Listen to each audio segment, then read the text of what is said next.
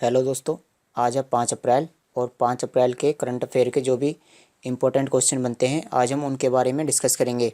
इसकी पीडीएफ आपको Telegram channel सीटी करंट अफेयर पर मिल जाएगी। तो चलिए पहला क्वेश्चन देखते हैं। निम्न में से किस मंत्रालय ने हाल ही में दुर्लभ रोगों के लिए राष्ट्रीय नीति 2021 को मंजूरी दी है?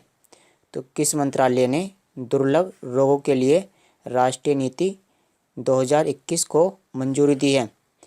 तो इसमें हमें मंत्रालय का नाम बताना है। तो मंत्रालय का नाम है केंद्रीय स्वास्थ्य मंत्रालय। जिसके मंत्री कौन है? जिसके मंत्री हैं डॉक्टर हर्षवर्धन सिंह। तो इसके बारे में जान लेते हैं कि ये जो नीति है किस बारे में है। देखो, ये जो नीति है वो दुर्लभ रोग के इलाज के लिए है। दुर्लभ रोग क्या होते हैं? ये ऐसे रोग होते हैं जो बहुत ही कम मात्रा में पाए जाते हैं, यानी इसके जो रोगियों की संख्या होती है वो बहुत ही कम होती है। तो इस योजना के तहत क्या किया जाएगा? ये जो दुर्लभ बीमारी है इसके इलाज के लिए 20 लाख रुपए दिए जाएंगे। और इस योजना का उद्देश्य क्या है? इस योजना का उद्देश्य है कि दुर्लभ बीमारियों के इलाज की उच्च लागत को कम करना है। तो ये जो लागत है उसको घटाना ही इस योजना का मुख्य उद्देश्य है। राजनीतिक दलों को दिए जाने वाले चंदे में पारदर्शिता लाने के उद्देश्य से हाल ही में किसने चुनावी बॉन्ड जारी करने की मंजूरी दी है? तो जो चंदे होते हैं, यानी जब चुनाव के टाइम पर जैसे राजनीतिक पार्टी होती हैं जैसे बीजेपी या कांग्रेस, तो उनको क्या है कि उनको चंदा दिया जाता है। और चंदा किसके द्वारा दिया जाता है? चंदा किसी व्यक्ति के द्वारा या किसी संस्था के द्वारा या किसी संगठन के द्वारा इन राजनीतिक पार्टी को चंदा दिया जाता है। तो किसने चुनावी बॉन्ड को मंजूरी दी है? तो इसका नाम क्या है? इसका नाम है केंद्र सरकार। तो चुनावी बॉन्ड एक ऐसी प्रक्रिया है जिससे कि जो चंदे में जो राशि दी जाती है, चंदे में जो राशि किसी भी राजनीतिक पार्टी को दी जाती है, वो जो राशि है उसके बारे में सभी को पता चल जाए। तो इसी के लिए ही चुनावी बॉन्ड जारी करने की मंजूरी दी है और ये केंद्र सरकार ने दी है। इसके बारे में थोड़ी और बातें जान लेते हैं। तो ये जो चंदा है ये तो आपको पता चल गया होगा कि इसको कौन देता है। इसको कोई भी व्यक्ति दे सकता है या कोई भी कंपनी चंदा दे सकती है। अब इसमें प्रक्रिया क्या है? इसमें जो है 1,000 रुपये या 10,000 रुपये या 1 लाख रुपये या 10 लाख रुपये या 1 करोड़ रुपये के मूल्य में उपलब्ध होंगे। तो ये जो चुनावी बॉन्ड है इनके अब जो है फिक्स रेट कर दिए गए हैं कि अगर आपको चुनावी बॉन्ड खरीदना है तो आपको इतने रुपए देने ही पड़ेंगे, इससे कम या ज़्यादा नहीं होंगे। तो इसका फ़ायदा क्या है कि एक आपको फिक्स राशि ही देनी पड़ेगी, इसमें कोई गड़बड़ नहीं होगी। और अगर आपको बॉन्ड खरीदना है तो आप बॉन्ड कहाँ से खरीदोगे? या तो आप SBI यानी स्टेट बैंक ऑफ इंडिया से खरीदोगे या स्टेट बैंक ऑफ इंडिया की शाखाओं से ही खरीदोगे। चलिए नेक्स्ट क्वेश्चन देखते हैं। निम्न में से किस देश ने H1B वीज़ा प्रतिबंध को समाप्त कर दिया है? तो किस देश ने H1B वीज़ा प्रतिबंध को समाप्त कर दिया है?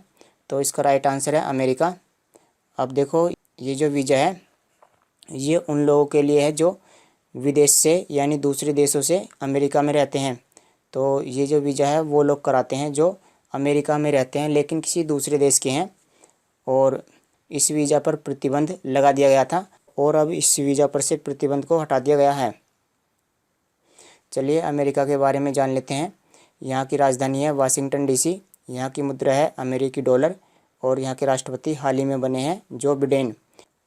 हाल ही में किस मंत्रालय के ट्राइफेड ने, ये जो ट्राइफेड है ये किस मंत्रालय के अधीन काम करता है? तो ये जो है ये जनजातीय मामलों के मंत्रालय के अधीन काम करता है ट्राइफेड। तो ट्राइफेड ने MyGov.in, तो ये एक वेबसाइट का नाम है, सरकारी वेबसाइट है MyGov.in के सहयोग से हाल ही में 2 प्रतियोगिताओं की शुरुआत की है। तो ट्राइफेड ने MyGov.in इस वेबसाइट पर 2 प्रतियोगिताओं की शुरुआत की है। तो ये जो ट्राइफेड है ये किस मंत्रालय के अधीन कार्य करता है? तो ये जनजातीय मामलों के मंत्रालय इसके अधीन काम करता है, जिसके जो केंद्रीय मंत्री हैं वो कौन है? अर्जुन मुंडा। इसके केंद्रीय मंत्री हैं अर्जुन मुंडा। और इसमें जो प्रतियोगिता है वो क्या है उसके नाम जान लेते हैं, ये इम्पोर्टेंट है। जो प्रतियोगिताएं हैं उसके नाम क्या है। पहली प्रतियोगिता है ट्राइब्स इंडिया का ब्रांड एम्बेसडर बने, तो ट्राइब्स इंडिया का ब्रांड एम्बेसडर बने। और दूसरी वाली क्या प्रतियोगिता है, दूसरी वाली का नाम है ट्राइब्स इंडिया का दोस्त बने। तो ये 2 प्रतियोगिताएं हैं। अब देखो जान लेते हैं कि इन प्रतियोगिताओं में कौन कौन भाग ले सकते हैं। देखो इन प्रतियोगिताओं में कोई भी भाग ले सकता है, चाहे आप भी इनमें भाग ले सकते हो। देखो इनमें भाग आप किस तरह से ले सकते हो। आपको बस करना क्या है, आपको एक वीडियो बनानी है जिसकी ड्यूरेशन क्या है 30 सेकंड से 5 मिनट तक की, और उस वीडियो को आपको यूट्यूब पर अपलोड कर देना है।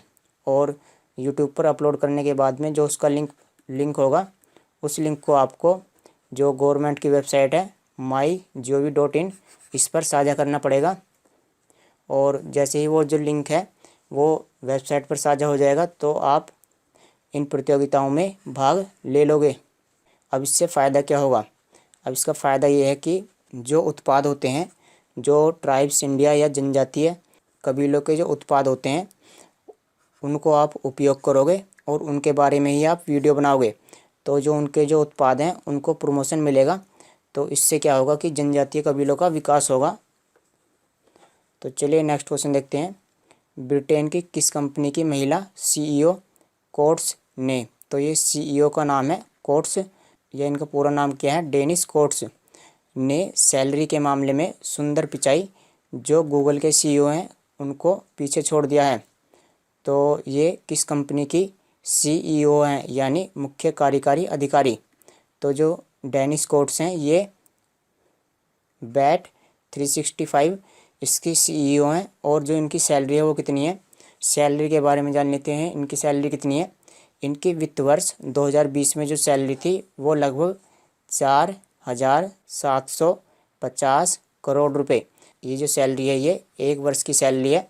और जो सुंदर पिचाई हैं उनकी सैलरी कितनी है, 1 वर्ष की उनकी सैलरी थी 2,144 करोड़।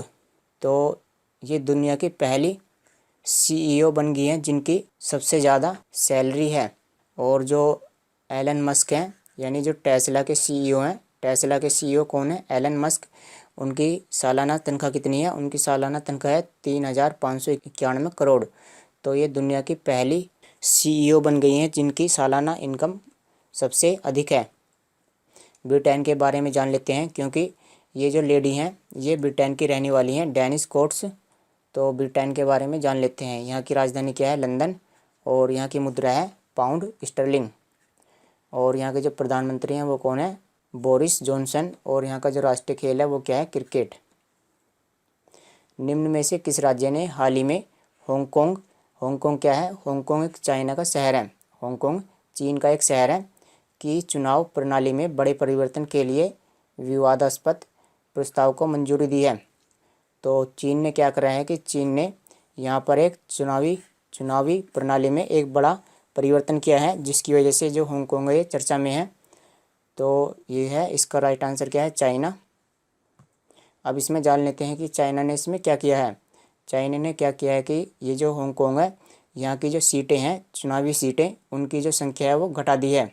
जो सीटों की संख्या है वो आधी से भी कम कर दी गई है, आधी से भी कम कर दी गई है। चीन के बारे में जान लेते हैं। चीन की राजधानी है बीजिंग। और यहाँ की मुद्रा क्या है, रैन मिनबी। यहाँ की मुद्रा है रैन मिनबी। और यहाँ के राष्ट्रपति हैं शी जिनपिंग। और यहाँ की संसद को हम क्या कहते हैं, पीपल्स कांग्रेस। निम्न में से कौन भारतीय सेना की विंग कमांडर, तो ये भारतीय सेना की विंग कमांडर हैं जो मिसेस गैलेक्सी में भाग लेंगी। तो जैसे मिस इंडिया या मिस वर्ल्ड कप होता है, उसी तरह से ये जो हैं विंग कमांडर ये मिसेस गैलेक्सी प्रतियोगिता में भाग लेंगी। तो इनका नाम क्या है, इनका नाम है श्रुति चौहान, जो भारत की तरफ से मिसेस गैलेक्सी प्रतियोगिता में भाग लेंगी। अनियन मिथुन, तो ये जो नाम है अनियन मिथुन निम्न में से किस खेल से संबंधित है। तो ये हैं अनियन मिथुन। तो हमें बताना है कि ये किस खेल से संबंधित हैं। तो ये वुशु खेल से संबंधित हैं। अब इनका नाम हम क्यों जान रहे हैं, क्योंकि इन्होंने दक्षिण एशियाई वुशु चैंपियनशिप में स्वर्ण पदक जीता है। इन्होंने गोल्ड मेडल जीता है दक्षिण एशियाई वुशु चैंपियनशिप में। और ये जो चैंपियनशिप है हाल ही में कहाँ आयोजित हुई है, ये नेपाल में आयोजित हुई है। अंतर्राष्ट्रीय खदान यानी जो खानें होती हैं, तो अंतर्राष्ट्रीय खान जागरूकता दिवस कब मनाया जाता है? तो हाल ही में 4 अप्रैल को अंतर्राष्ट्रीय खान जागरूकता दिवस मनाया गया है। दिवस क्यों मनाया जाता है? ये दिवस खान द्वारा उत्पन्न खतरे के बारे में जागरूकता बढ़ाने और सरकार द्वारा खदान कार्यवाही कार्यक्रमों को विकसित करने के लिए मनाया जाता है। तो खदानों से जो खतरा उत्पन्न होता है उसमें जागरूकता बढ़ाने के लिए। वांकानेर, देखो ये जो वांकानेर है ये क्या है? वांकानेर है एक, वांकानेर गुजरात में एक जगह का नाम है, ये गुजरात में है। तो वांकानेर दिग्विजय सिंह झाला, और ये नाम है दिग्विजय सिंह झाला का अप्रैल 2021 में निधन हो गया है। वे निम्न में से किस क्षेत्र से संबंधित हैं? तो हमें बताना है कि ये दिग्विजय सिंह झाला किस क्षेत्र से संबंधित हैं। तो ये राजनीति से संबंधित हैं, और ये जो हैं वांकानेर यहाँ के विधायक रह चुके हैं। और साथ ही में इनके बारे में एक महत्वपूर्ण फैक्ट है कि ये भारत के पहले, ये क्या हैं? भारत के पहले पर्यावरण मंत्री हैं। तो ये काफ़ी इम्पोर्टेंट क्वेश्चन है क्योंकि ये भारत के पहले पर्यावरण मंत्री हैं। तो इनका हाल ही में निधन हो गया है और इनका नाम क्या है? वांकानेर दिग्विजय सिंह झाला। गुजरात के बारे में जान लेते हैं। तो मैप में ये है गुजरात, और ये है 3 राज्यों के साथ अपनी बाउंड्री साझा करता है। यहाँ पर ये क्या है? राजस्थान, और फिर मध्य प्रदेश, और ये महाराष्ट्र।